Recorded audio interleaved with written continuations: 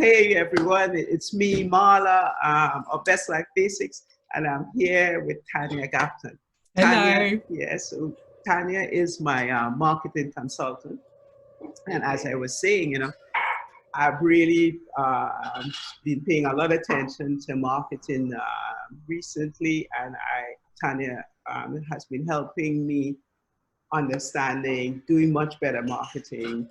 I hope you think so too. Yeah. No, it's that Right. focus and that clarity I think you have now. Yeah, right. Yeah. So we've been working a lot together. And I've asked Tanya on today, almost called her by my daughter's name, but anyway. So I've asked Tanya. You call me Anya.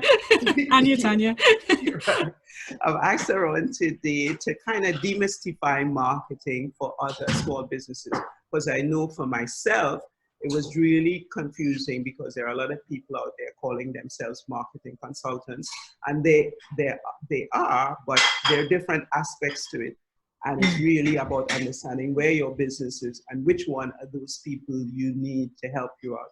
So before we get into the meat of it, I'm going to ask Tanya to introduce herself a little bit, tell us a little bit about her background and how she came to the space she's in now. Okay, thank you, Marla, and thank you for having me on today. So I run a business called Distinctive, and I'm all about helping other small businesses determine how they can stand out to the customers that count most of their business, hence the name Distinctive. I've been going since 2016. And again, I've been helping a growing number of small businesses like Marla's just put the foundations in place to get that, to say, that greater clarity and focus. So you're actually, when they go out to do their marketing, they're marketing more smartly. They know who they're targeting, why they're targeting, how that relates back to their goals, and what they're trying to achieve. How I came around to this is I've been in marketing for too many years to remember. I have always sort of gravitated towards the strategic side. It suits my skill set, my natural skill set, my personality. It's something I seem to be naturally good at. I'm good at seeing the bigger picture. I'm good at identifying connections between things. And as a marketer, working with large companies and with smaller companies, sometimes you could be asked to market, or I see some fantastic pieces of marketing being put out there, but it didn't matter how fantastic they looked if they weren't being targeted to the right customer, if the proper work hadn't been done with the product development teams to actually make sure that there's a value proposition in there that actually ticks the box for those target customers. The marketing, which a lot of people see as the marketing, so that's the actual physical, what you'd see in terms of, it could be the events, the leaflets, all the digital piece, the brochures, all the sort of the actual tangible bits we see, that could look fantastic, but it wouldn't do the right job because it's not targeted to the right people. There's not been that foundation piece done properly beforehand. So my thing, when I had the chance to set up my own business, was actually there is a place for this, there is a need for this in helping businesses, big and small businesses. So the bigger businesses don't always get it right. In actually, working with businesses to put those foundations in place before they go on to do what people see as marketing, the tangible bit, the bit you can actually see, and the adverts, the leaflets, the brochures, the websites, the social media, all those bits. The busy work. But there needs to be that bit behind first. Right. And so that's essentially what my business does, is helping other businesses get that clarity and focus and putting those foundations in place. So so that's me in a nutshell. Okay, great. Because I know certainly I've been caught up in that, firing off the Facebook ads, printing off the leaflets, and getting crickets, right? Because I didn't sit down and take the time to really understand my ideal customer and what it is they're looking for. So, but you've helped me a lot with that, right? Which has been really fantastic to do and to work with you on that. So the pandemic, how has that? Because I'm sure with the pandemic, that was just like threw everything up in the air, whatever you were doing before, just doesn't apply now. How Yeah. have you fared and how have you helped small businesses during that time, during this time? During this time, we're still very much in it. Yeah. So yes, it's been interesting. There's been mixed fortunes. I've had a couple of clients have to go on hold, have to be freezed just because they're not in a position to do marketing, to grow their businesses. It's very much about operational, keeping their businesses going. But I've actually managed to keep some clients like yourself. I've kept working with. I've actually had sort of a small number of small new clients come on as well. So it's, the opportunities there as well. So there's been, so it's been mixed in terms of that sense. But also I saw as we were going into lockdown, people were starting to ask on social media, in groups. They were just saying, I can see something's coming, events are stopping, all these things, what do I do? And I was answering people individually, and just suggesting ideas, and they were like, wow, we hadn't thought of that. And I was like, actually, this isn't taking me much time to do, it's just quick ideas I'm firing off. How can I reach more people? So that's where the idea of the brainstorms came out. I actually did them as a face-to-face within a networking group to begin with, before we went into lockdown. And the one I did actually went down so well that I was actually, this has legs. I could help other businesses with this, other small businesses with this. So I moved it online. It's a 45-minute session. And it's very much about the people on the session. It's not me. It's not, some people have gone, oh, your webinar. It's not a webinar. It's not me talking. It's not me training. What it is it's me facilitating businesses coming together, sharing ideas, talking to each other, bouncing, acting as a sounding board for each other, or helping each other come up with ideas. And it just, I think the reason it went down so well, and I'm still running them, I'm running fewer now because the need seems to be tailing off now, but there's still some people are asking for them. So that's why I'm keeping them going. But especially in that beginning piece where everyone was just like, oh my goodness, my business is just, as I know, it's just stopped overnight. What do I do? I just think they went down so well because it was a chance to actually chat and talk to other business owners going through a similar problem, sharing ideas, bouncing those ideas off one another. So so running those pretty much since before the beginning of lockdown. And I'm still running them sort of only doing a couple of weeks now. At the peak I was doing 4, and I will keep those going as long as people they're still saying, actually, we're interested, we want to come on. So for me it was lockdown, and this whole pandemic situation has, as I say, it's enabled me to meet a lot more businesses that I wouldn't have all met. And it's also, for me, going forward, I will turn the brainstorms, they are going to turn into a regular monthly online event that will be slightly different. But so for me also, it forced me to do something that I was like, oh, I must do more of these events and that kind of thing. And it kind of forced me to do that. So for me, it's been, yes. Yeah, so everyone, if you're listening, I attended, I think about 2 or 3 of those, and they are really awesome. Just speaking with other people, understanding what other people are doing as well, which, you might get an idea while in this session and think about, maybe I should be looking at that aspect of my business. So if you haven't yet, I'll post the link in the comments. If you haven't yet, make sure that you log on and try getting one of those sessions. So that brings us to the meat of the conversation. Is I know for myself, I've been kind of working on my own since 2012, and for a really long time, I struggled with this whole marketing concept. Because, initially I didn't really like it. So I tried to must I do that? And then can I just find somebody else to do it? And, you find the wrong person because your business is in the wrong place. And what you need is not the person, you think I need somebody to design flyers. But it's really You will do, but yeah, there's yeah, that's other like later on. other That's later cogs on. in that wheel that need to Right. be, yeah. Right. So let's talk about this whole marketing concept. What are the aspects of marketing? Who are the people involved? And when do small business need to reach out to the different roles in the marketing Types of space? marketer, yeah. Okay, well, there's marketing is actually a very wide field, and Marla, you say you've got a PDF that has a diagram which might, yes, some of you will go, whoa. There we go. Yeah, there we go. So I'll share So we that share the diagram. screen.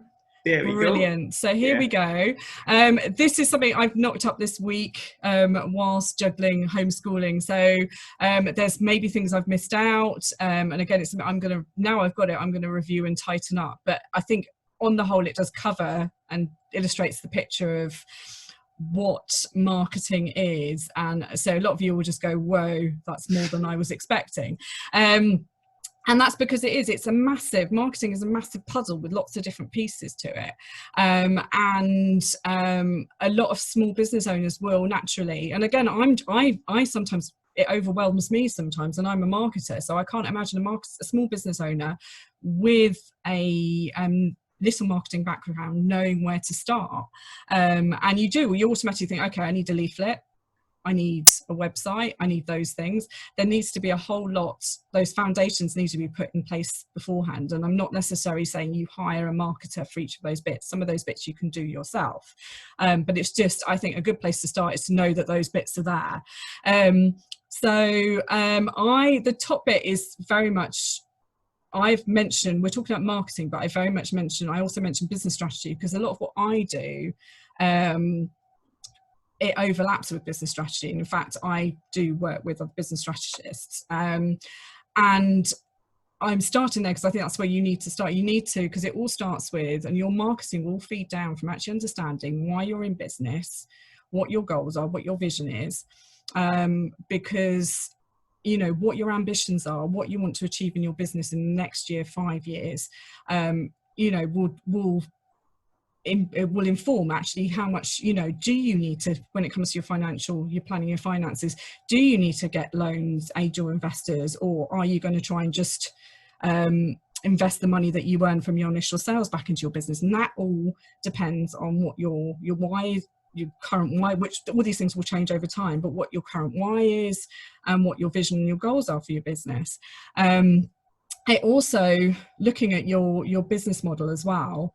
Are you online? Are you offline? Are you a mixture of both? And again, it's just going through the process of actually sitting down and asking yourself these questions, or sitting down with somebody who can actually help you answer these questions, answer these questions. And just things like making sure you've got things like cash flow, all those finance bits in place. Because again, this all feeds into when it comes to doing your marketing. So the roles on the side of that is either you sit down with a business strategist. I've got researcher in here as well. Research, I think, is something that gets missed out, and it doesn't have to be a massive, loads of focus groups, research, surveys, questionnaires. Sometimes it can be just talking to potential customers, having conversations with potential customers, observing potential customers. Right. So if I just jump in there a little bit, right? Because I think, I'm going to assume I am the average small business person, and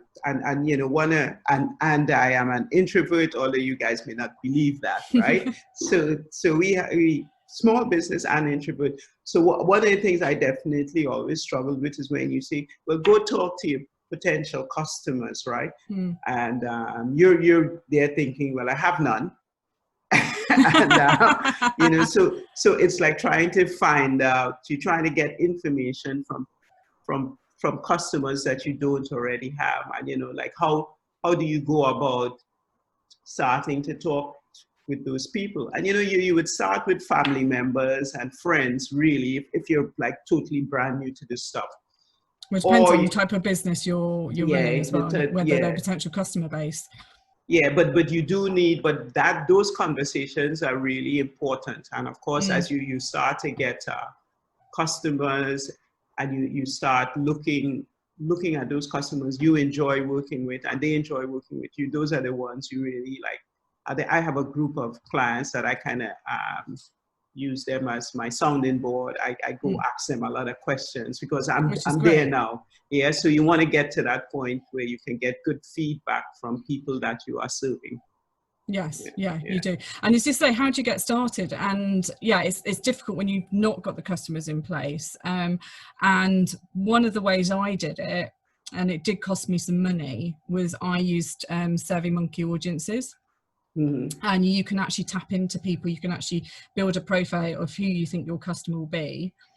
And yes, you do have to pay. I think it cost me couple of £100 in the end. But yeah, to get the insight that I needed in the absence of having customers at that time, at that point. But again, it's tapping into your network. Again, it all depends on, you know, who your target customer is and who you're thinking about having as a customer. But yeah, it could be networks of people in Facebook groups you belong to. It could be on LinkedIn, sort of tapping into those networks as well. But yeah, but it's fantastic that you now have this sounding board of customers that you're regularly talking to, because that feedback now and that's sort of moving on to the marketing strategy piece where you've actually identified who your target customer is. So going back, so this whole piece at the beginning is just basically understanding, you know, what your model is, you know, what market you're in, you know, your goals and why you're in business and all that kind of, just sitting down and doing that.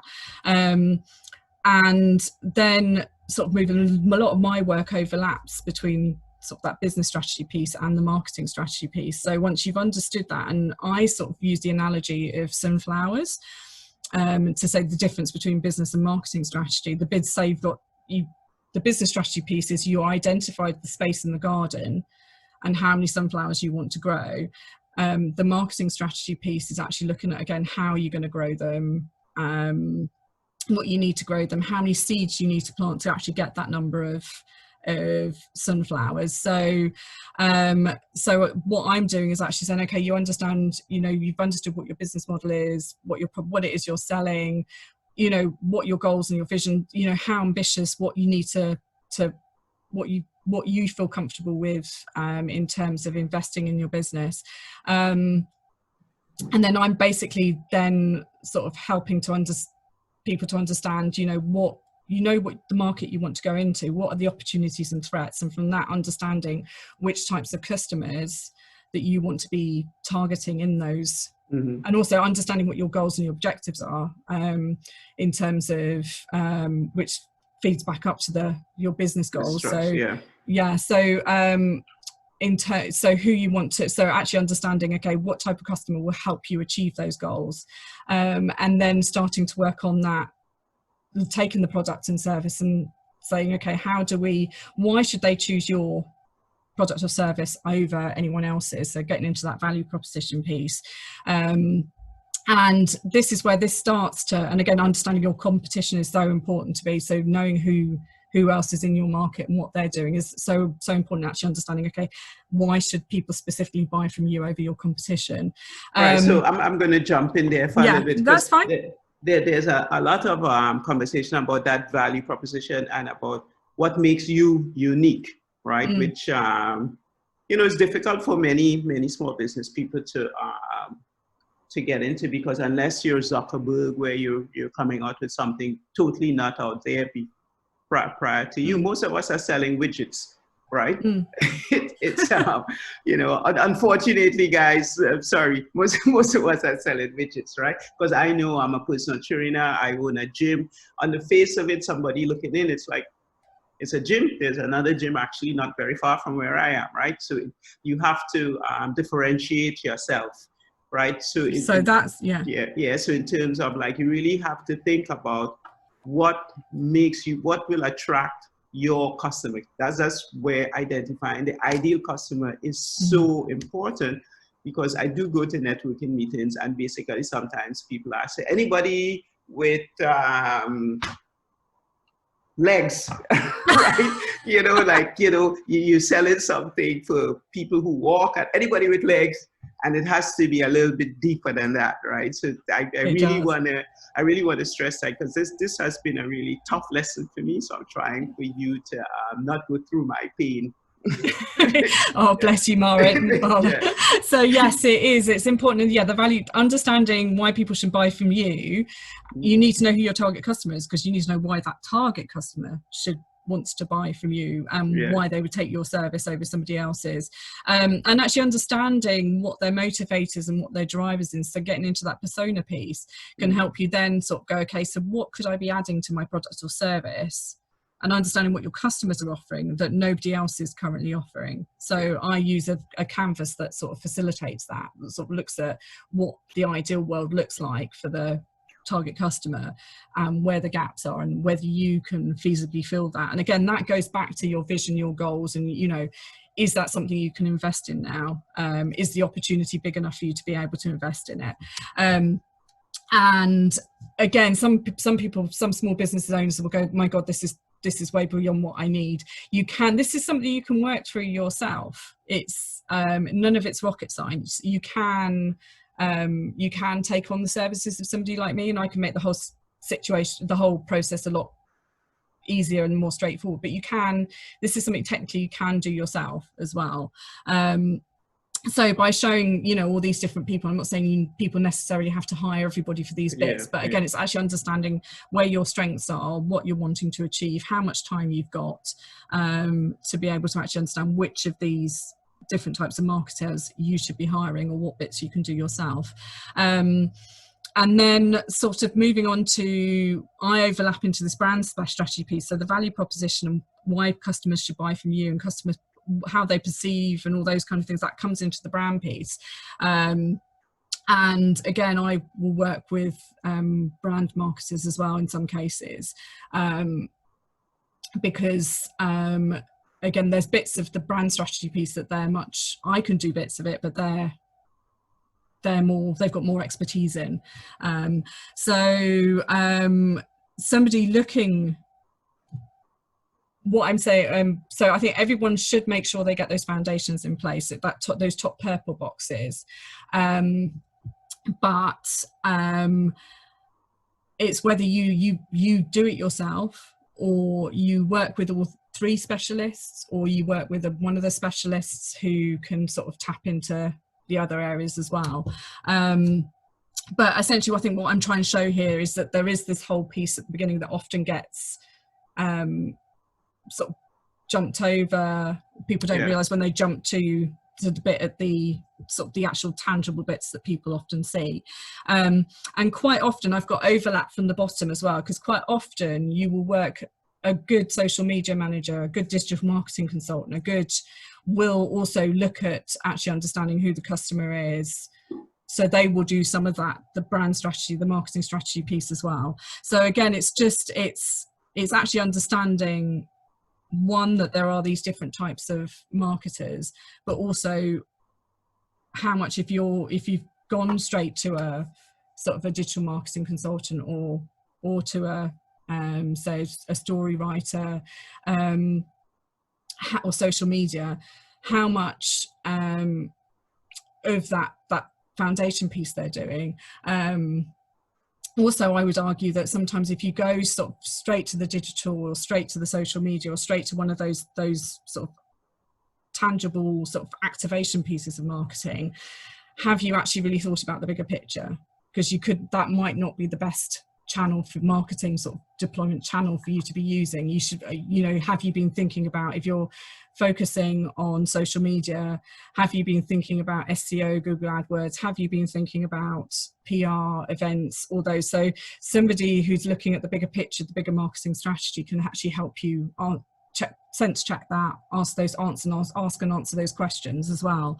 And so once you've got all those foundation bits in piece, you've then got your marketing planning, where you've got objectives there as well, which are looking at, in terms of social media, how many followers you want on your social media page, how many people you need to get to traffic to your website, depending on, what you've decided you're doing.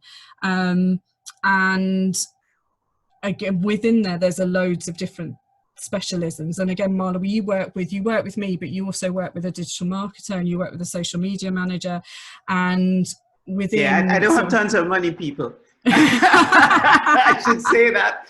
I should say that, right? So I just to tell you a little bit about what I do. So, I mean, and this is I'm very much Johnny come lately to this, because I think I am the typical small business person where I woke up, I want to train people. What I love is being in the gym, helping people get healthy and fit and all that. So that's my passion, right? That's what I do really well. And, as I said, it's like, okay, how you get that? Well, you post lots of pictures on Instagram, of course. Crickets, right? Again, that gets back to the journey, isn't it? That's right. The 7 touches, and actually, have you taken your people on a journey, your customers on a journey? So so it's really understanding all the aspects of that, and then when you get to a point where you will get to a point where obviously doing all this well, it's not possible for you to do it, and then you have to make a decision as to, okay, where would you get the biggest bang for your buck, right? Because at some point you do have to find somebody who could do it better than you, or at least somebody who will understand your why and your goals, and help you move forward, right? So I do have a social media person, and we kind of plan out what we're going to do, and we meet regularly, and hopefully it's being reflected in my social media. But at the end of the day, what I wanted to say, just to kind of wrap this up, is at the end of the day, all this good stuff, at the end of the day, what you want to be doing is making sales, right? Right. So at the end of the day, you want people to, you want to be serving more people, right? So it's about, regardless of how many images or videos you put on Instagram, regardless of how great your website is or how many leaflets you distribute, it all has to be getting your target audience into your establishment, whether it's online or in a physical space. And we know that that's, I'm talking here as though it's very easy, but at the end of the day, you have to understand that what you're trying to do is serve more people. So you need sales. You do need to, at the end of the ultimate thing is you need to get sales, but you need to get sales, you need to have the foundation in place to be able to, so you're not just willy-nilly doing bits of marketing here and doing bits of marketing there. So it's just, and I think what I'm trying to illustrate here is that it is marketing. There's lots of fragmentation. It's just actually understanding the different types of marketers and how they can help you achieve that ultimate goal. As you say, it's you need people through the door. And I also, think, Karen. Yeah, it's not just people through the door, it's also people through the door who will stay as well. It's not, anybody with legs, for instance, right? so it really makes, by stepping back, and why I'm doing this is I've found that by stepping back and looking at the foundation again, going over my why and my goals and my vision, I'm getting much better results, right? So it makes sense to take the time to do that. And it also helps you brief the other marketers that you're working with as well. And it makes their life easier. And it's not stagnant. Your why might, after a while, your why starts to become a bit permanent as you because it's a lot of it is about knowing yourself. But it changes, the more you learn about your ideal client is the more you can tweak your message and so on. So it's not something that you write down on a piece of paper and it's like, right, I've done that, I never need to look at it again. No, it's always, it's changing. And if this last 6 months have shown, or 3 months, it feels like 6 months, it's shown that, like a year. Everyone's whys will have changed. Because our lives have changed in the last 3 months. So to a greater or less extent, everyone's whys will have changed slightly just because of the circumstances we're living in right now. Well. All right, so to kind of wrap this up a little bit, should I stop sharing? We can. I think what my point I was trying to illustrate, there's lots of different types of marketers, but we do essentially work all together, and we can work all together.